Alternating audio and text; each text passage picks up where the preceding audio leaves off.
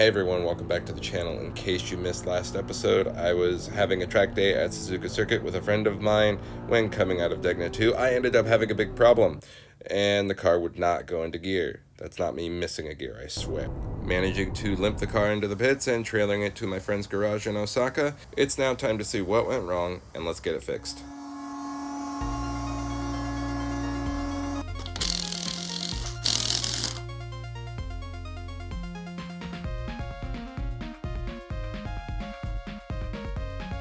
I'm just pulling the gearbox. There's not really a whole ton to do on the top here. Well, the top of the gearbox looks good. So as you can see, I've got a bit of oil going into the intake system, a lot more than I'd really care to see. So I'm gonna probably look into that a little bit. That's concerning. But the biggest concern here was the top of the transmission, which as you can see is very, very dry and clean and new, which is what I was hoping to see. So now we just continue on moving through, and I got to take out the starter, all the connectors here, VSS. So I'll pull all that out right now and get the top done, and then raise the car and go ahead and do that. Start working on the bottom. Giggity. After putting the car back up in the air, it was time to remove the C-brace. That's a nice chunk of titanium. Now that the C-brace is off, I can drain the transmission fluid without worrying about getting a bunch of other stuff dirty. Now, to be honest, you don't have to do that at all. You can definitely drain it without pulling the C-brace. That being said, if you're pulling it anyway, like I am, just guarantees you're gonna have a lot less of a mess. So, looks like since we had a small leak, odds are nothing's going to come out of the top here. Now again, you should change these crush washers, especially the drains, every time. But if you're short on cash or time or forgot to order one, you can flip it 180 and it usually does the job pretty well. Well, fluid looks good, especially considering this is the first build of the transmission. Yummy! Pulling the 6mm bolts that hold on the shift linkage cover. Now we undo the shift cables, which are always fun. There's no real trick to these, it's just knowing them well enough. Cotter pins. They come in twos like this. You got a plastic washer on one side and you got a metal. Usually if you haven't done this recently, they'll be kind of dry. Honda recommends the factory urea grease, which is like this green, I don't know if you can see that tint there. It's like a green, semi-clear grease. Really nice stuff, really good in high temperatures and pressures, and doesn't really fade very well, or it doesn't go away very easily. And that's why I like it. I use it here, I use it on the slave cylinder, and I use it even on the main shaft here, going into the clutch. It's really, really nice stuff. Unfortunately, in Japan, unless you work for Honda, you can't get that. So I'm gonna have to have some shipped over from the States. Who knows, maybe other Honda enthusiasts might share my love for the Honda fluids and chemicals and ask me to grab them some. So now that we've pulled the cotter pins and the, excuse me, the washers, the specific washers, we need to pull these three very, very specific M8s. Now I say these are super specific because, well, they are. And these, not every car, but I would say 50% of the cars that I've seen that have had a clutch job done or any real transmission work done, one or all of these are misplaced, and they're very, very close to the same bolts that are used in the intermediate shaft. So now I'm going to try to show you in the camera here. Here we go. So these are very specific to the shift linkage. You can see right here, it's got this shoulder on it that aims and centers, which Honda says is super important to make sure that everything is aligned really nice, that you get the best shifts possible. Now, if you don't have these, basically it's not going to hurt. You're just not going to get the best experience. And then usually what happens is that you end up seeing them in the 3 bolts for the intermediate shaft bearing, which is back here. So if you pull this apart and you find that your 3 M8s don't have that shoulder, I would first check your intermediate shaft before ordering a new one if you wanted to go that route. But yeah, so then you just lift those off the pins here and pull that down, and you're all set with the shift linkage. These 4 M10s hold on the rest of the shift linkage. Really, we only do that so we can get the front beam off, but it is an important part to do.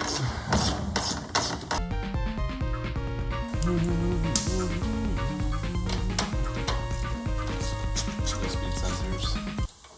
Next is possibly the most stressful set of bolts in the entire car. Here. Now, the reason I say they're most stressful, they're not really that stressful coming out, but they are definitely one of the, if not the most stressful going in, because simply these threads in the backside here are very, very easy to strip, especially if the car has been worked on a lot. People like to just impact, bang, smack these bolts right in, and you know, aluminum really doesn't like that. Now I can pull this. Yeah. Move that out of the way. We're gonna mark this bolt so I know that it's the left side, and then I'm gonna mark where it is on the alignment, so we can put it right back where it was. Now the only thing holding this up should be these 2 bolts and a bolt that goes through the front engine mount. So we're gonna go ahead and take those off. Be glad you twerked these really well. Ow. Try not to hit yourself in the face with a wrench.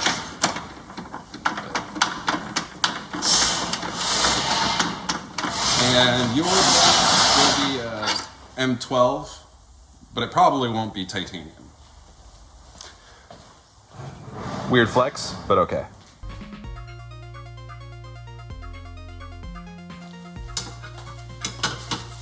Don't forget to make sure you mark your alignment angles before loosening these bolts.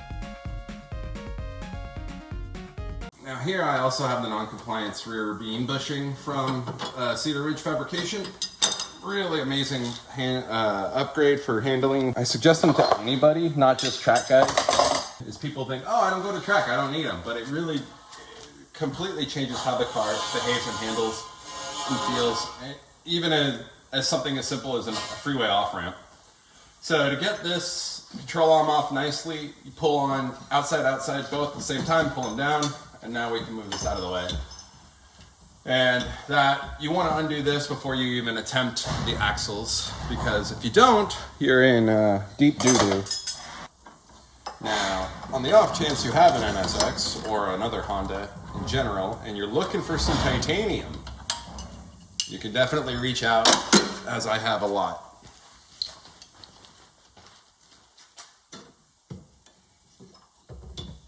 Good deal. Now that's ready to come out. That's ready.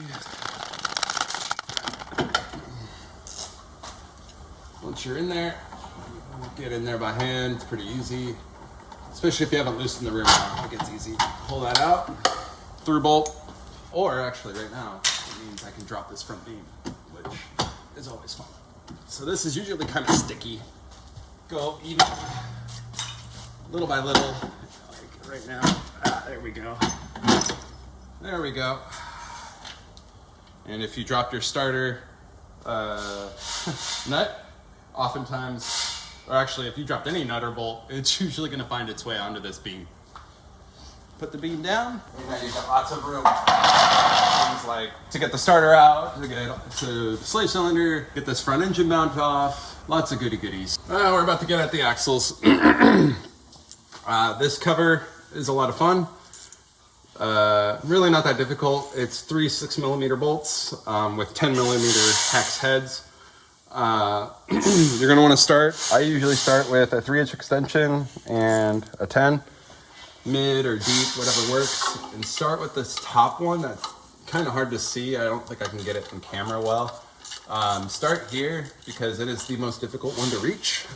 And I usually like to start with the most difficult thing, because then the rest of the job is very easy. These covers are usually pretty gross, and I'll take time on a customer car to clean them and make them look nice. This one's been wrapped in heat shielding. All right, so now we're gonna pull the passenger side axle. You get one. My carrier bearing's seen better days, but so you want to go against the bolts, not the aluminum.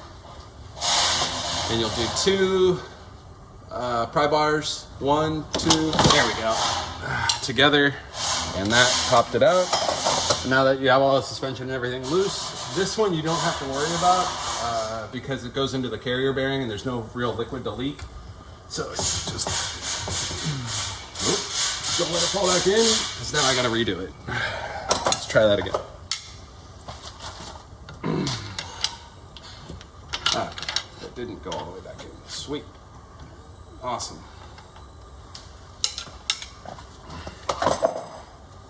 And if you haven't done this before, it's probably a good time. Damn. This one does not look good. There we go.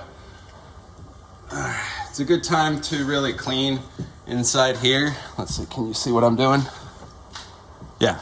So I'll clean inside here with like a steel brush, get it nice and clean, brake clean it all, and then use a little urea grease. A lot of the Japanese guys will use anti-seize.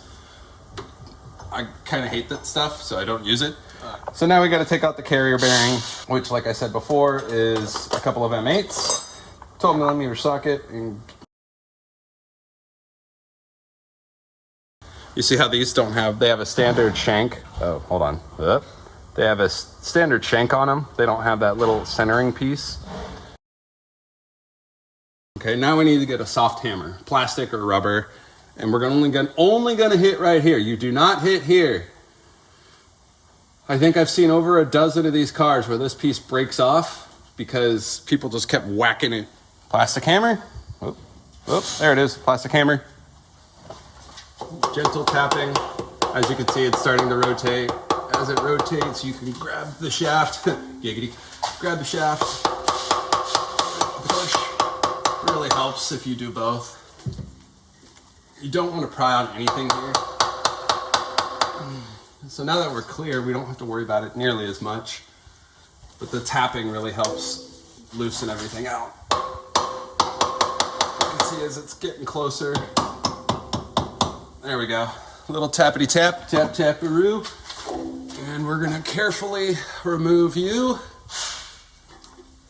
without, now it's easy to remove this one without damaging the seal or the carrier bearing or the carrier for casting piece mount. These will sometimes be really corroded and gross. I'll clean them up really gently because you don't want to change the outer diameter. But yeah, try not to get that dirty because it's going back in the transmission. Now we're gonna do the front or left side axle, depending on what region your car is. That could be the driver's side or not, so I'm just saying left here because it is always going to be the left. One back here. I usually use a shorty on the back side and a long guy here. One, get them kind of loaded, not too much. 1, 2, 3. Got it. Now, you might have a little more difficulty. Again, these were just removed 4 or 5 months ago and lubed, happy. If they've been in there a while, sometimes that spring clip can be a real pain. Now, the thing you want to be careful of is this seal is really easy to damage with this axle. So you're going to have to push really hard on this suspension. And hopefully, if you have the stock suspension, it makes it quite difficult. You're going to want to compress the cups in the axle as much as you can. But with the aftermarket stuff, it's a little easier. So you're going to see it comes out, and you're going to angle it up without nicking that seal. Just like that. Whew. All right. Takes a little bit of strength, and you do want to be careful because if you nick that seal, odds are it will leak transmission fluid later. Again, this part goes in. This part goes in the transmission, so we cover it with a clean towel. This is a brand new shop towel. And I had some zip ties here for this job specifically, and I have dropped them. And now I got more than enough room to swing this control arm out of my way. So there we go. So now we're gonna undo the front and rear mount. So the front mount has nothing holding it on except the 3 bolts that are M10s holding it to the engine and trans engine. And this bolt and these 3, I'm just gonna loosen this one and take these 3 out so I can swing this out of the way, get the transmission out. And then we're to the point where we're gonna start removing the starter and the actual mounting transmission, or the transmission mounting bolts.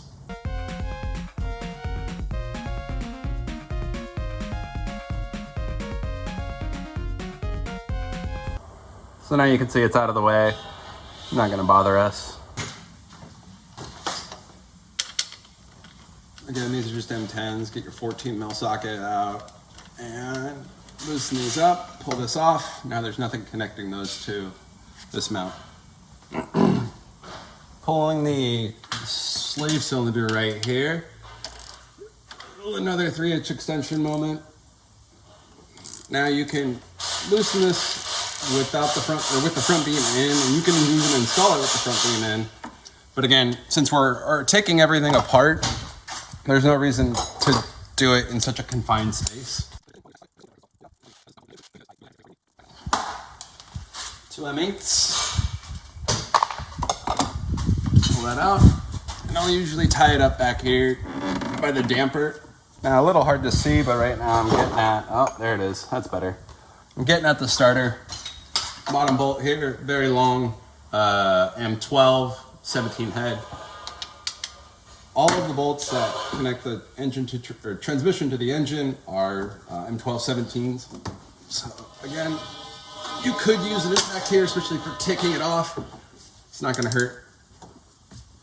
But I'm doing this a little slow to be methodical, careful, making sure I don't mess anything up on the way in or out.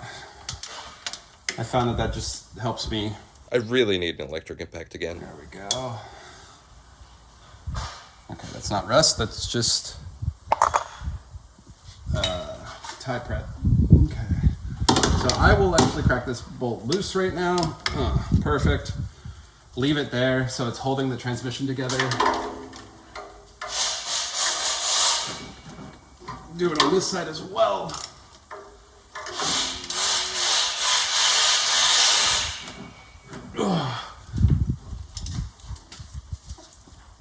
Probably should use a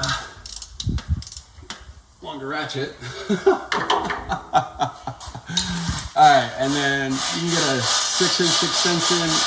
Sometimes I think I get a footer in there, giggity, and you can grab the 17 from the top and slip the starter out the bottom. Now, technically, this is how Honda says you're supposed to change a starter if you ever have to. Now, I've never actually had to change a starter in an NSX. See, the footer fits, but you're kind of close up against the firewall here, or frame rail. And if these were ugga-dugged on, and often they are ugga-dugged, you probably won't be able to use a 3/8 ratchet. If they're torqued to spec, you'll be able to use a 3/8 ratchet. But that doesn't happen often. So now we're free on the starter, which is great. Drop my socket up here.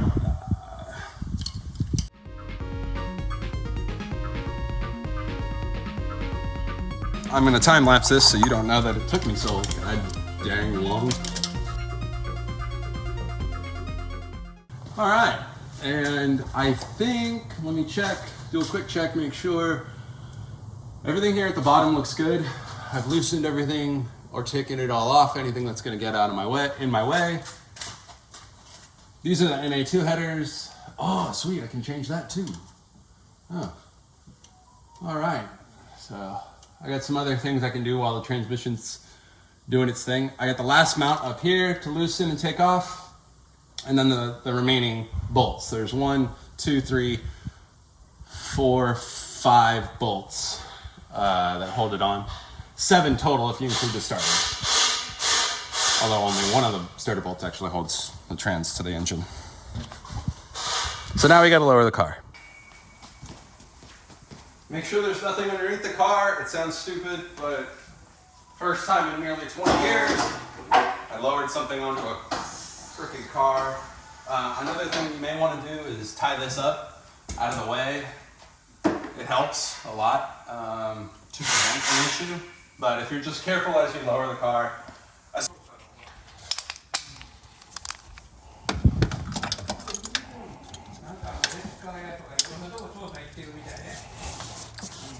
this is fun with a camera in my way. Again, these are probably tighter on your car because they've been ugga-dugged half a dozen times. I try not to ugga-dugga my stuff anymore. So there's one over here that I've already removed. One M12 bolt, 17 mil. And there's one right about underneath the throttle body. And right there. Grab our ratchet. 6-inch would probably be a better extension for this. So I'll actually go grab one. And have to re-grab my socket.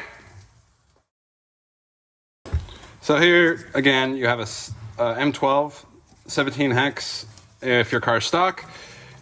1, 2, 3 M10, 14 millimeter hex. We're going to loosen this first and then carefully, step by step, in about 3, maybe 4 steps, loosen these very evenly. Again, people like to use the impact and they'll strip these out 1 or more. Don't do that. Loosen them little by little and let everything kind of magically lower the transmission gently.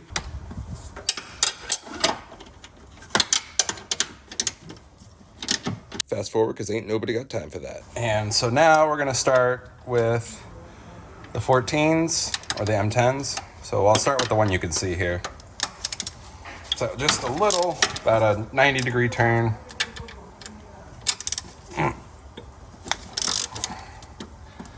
And I'll do a 90-degree turn all the way through.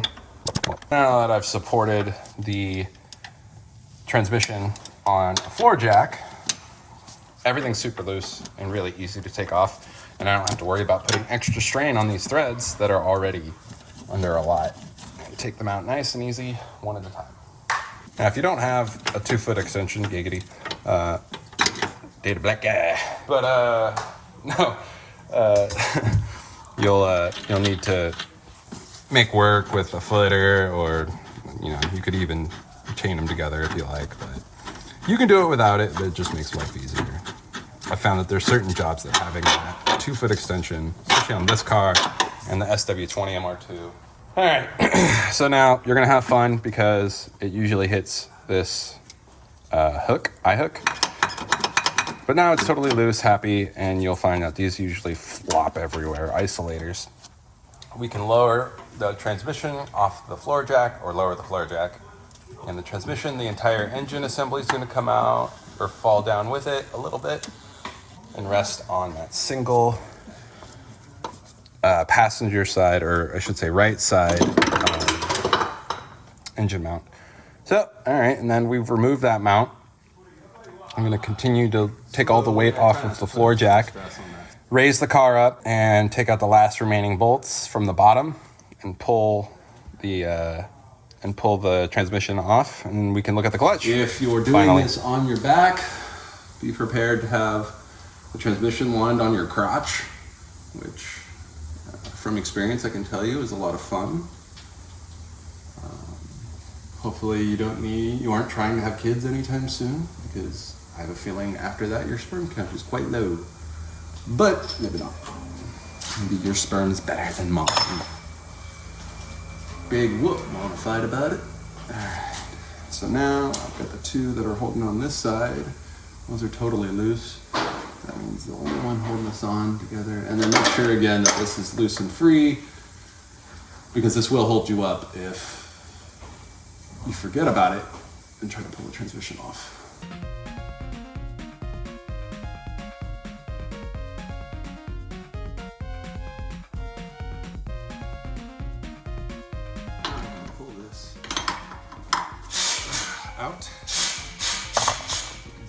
loose.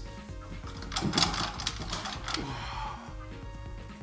nothing in the harness is getting in my way. There we go, and we're good. Huh. There's a bearing up there. All right, here we go. Bring it on down. Make sure we're clear of everything. It just wasn't. Go slow. And there we go. So at first glance, this looks totally fine and normal. I mean, yeah, it's old and kind of rusted, and there's some what looks like bearing grease that's let go. That happens. But upon closer look, you can see in here, almost guaranteed that's a clutch dampening spring that let go from one of the friction plates. Looks like the top side. And when that happens, you can't release the clutch. It will just clank, clank, clank, clank. If you're lucky, you can jam it into gear and get it home, or get it on a, like I did, get it into the pit and get it out of here till you change this. Now that's super common. I've seen it happen at 60,000, 100,000, 400,000, and I've seen it never happen. It just depends. It's a metal failure or a metal fatigue issue. You just don't know. So nothing you can really do about it. It is what it is, and I'm glad to know it's exactly what I thought it would be at the track. Pretty sure that a clutch spring, or there was a clutch failure, most likely, I would guess, having seen this kind of stuff before, it'd be a clutch spring. So now we got to pull the clutch off. I got a new one waiting, and we'll install that.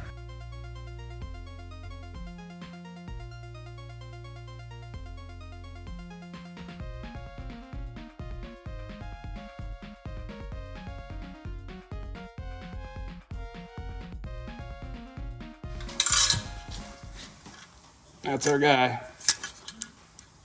There's supposed to be a spring in there, not in here.